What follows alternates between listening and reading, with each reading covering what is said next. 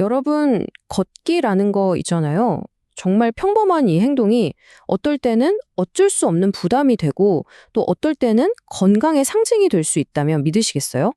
오늘 우리는 이 흥미로운 모순 속에 숨겨진 진짜 이야기를 한번 파헤쳐 보려고 합니다. 자, 바로 이 문장들을 좀 보세요. 똑같은 걷기인데 완전히 다른 두 얼굴을 하고 있죠. 개발도상국에서는 생산 능력을 갉아먹는 피할 수 없는 짐처럼 이야기하는데 선진국에서는 효율적이고 건강하고 또 자연스러운 활동이라고 말해요.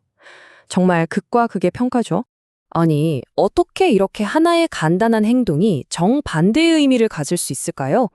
오늘 우리는 이 글을 마치 하나의 수수께끼처럼 보고 그 안에 숨겨진 해답을 찾아 나서 볼 겁니다.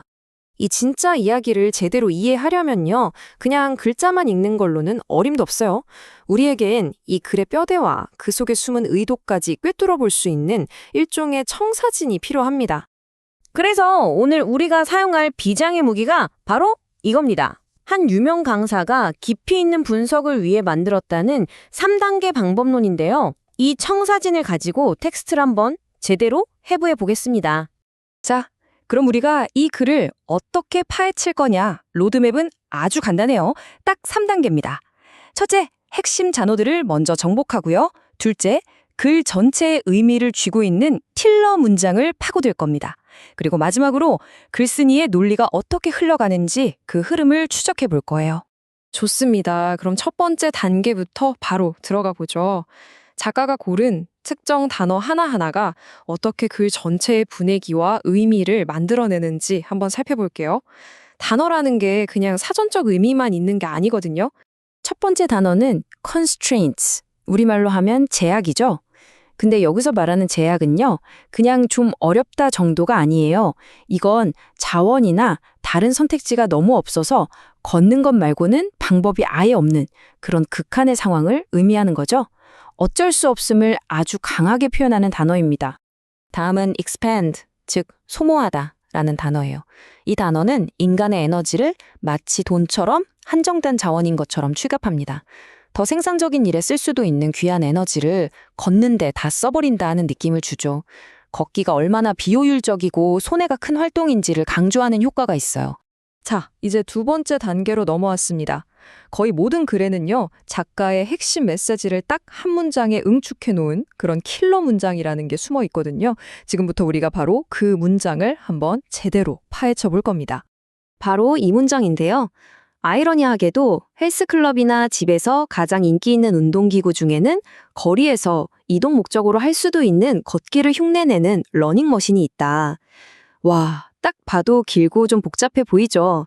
근데 괜찮아요. 우리가 이걸 한번 제대로 쪼개볼 거거든요. 이 복잡한 문장의 뼈대만 딱 뽑아보면 사실은 이 말이에요. 가장 인기 있는 기계는 러닝머신이다. 어때요? 주어랑 동사만 찾아내니까 생각보다 훨씬 간단해졌죠. 자, 여기에 살을 좀 붙여볼까요? 그럼 이 러닝머신이 대체 뭘 하느냐? 바로 걷기를 흉내낸다는 거죠. 여기까지 연결하면 러닝머신은 걷기를 흉내내는 기계다가 됩니다. 이제 이 글의 핵심인 아이러니를 위한 무대가 거의 다 만들어졌어요. 바로 이 부분이 핵심입니다. 이 걷기는 사실 실제 이동 목적으로도 충분히 할 수 있는 거잖아요. 다시 말해서 한쪽에서는 생존을 위해 어쩔 수 없이 하는 그 힘든 일을 다른 한쪽에서는 돈까지 내면서 기계 위에서 흉내내고 있다는 거죠. 이게 바로 작가가 말하고 싶었던 기가 막힌 아이러니입니다. 자, 이제 청사진의 마지막 단계입니다. 조각들을 다 맞췄으니 작가가 이 주장을 어떤 순서로 쌓아 올렸는지 그 논리의 지도를 한번 그려볼 차례예요. 글은 먼저 이렇게 시작하죠. 개발도상국에서는 자원이 부족해서 걷기가 어쩔 수 없는 부담이다. 이렇게 걷기에 대한 부정적인 시각으로 먼저 포문을 엽니다. 그런데 바로 여기서 글의 분위기가 확 바뀝니다. However, 그러나 이 한 단어가 모든 걸 180도 뒤집어 버리는 아주 강력한 전환점 역할을 하는 거죠. 그리고는 완전히 반대 상황을 보여줍니다. 선진국에서는 태도나 정책이 완전히 반대라면서 걷기는 건강과 효율성을 위한 선택이라고 이야기합니다.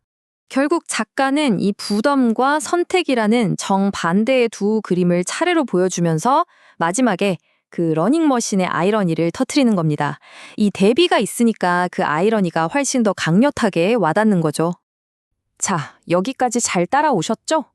그럼 이 방법론이 도대체 왜 중요할까요? 사실 우리가 오늘 한 건 단순히 걷기에 대한 글을 읽은 게 아니에요. 이건 생각하는 법에 대한 훈련이었던 거죠. 그러니까 이 청사진은요, 여러분이 어떤 글을 보던 그 표면 너머의 속뜻을 꿰뚫어 보게 만들어요.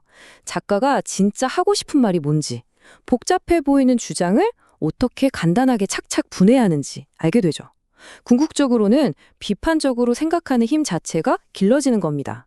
쏟아지는 정보들 속에서 진짜 숨겨진 이야기를 찾아내는 그런 열쇠가 되어줄 겁니다. 이제 여러분의 차례입니다. 오늘 우리가 함께 살펴본 이 도구를 손에 쥐셨으니 이제 여러분 주변에 있는 어떤 당연한 생각들을 한번 다르게 보시겠어요? 이 질문을 한번 곱씹어 보시면서 오늘 분석을 마무리하겠습니다.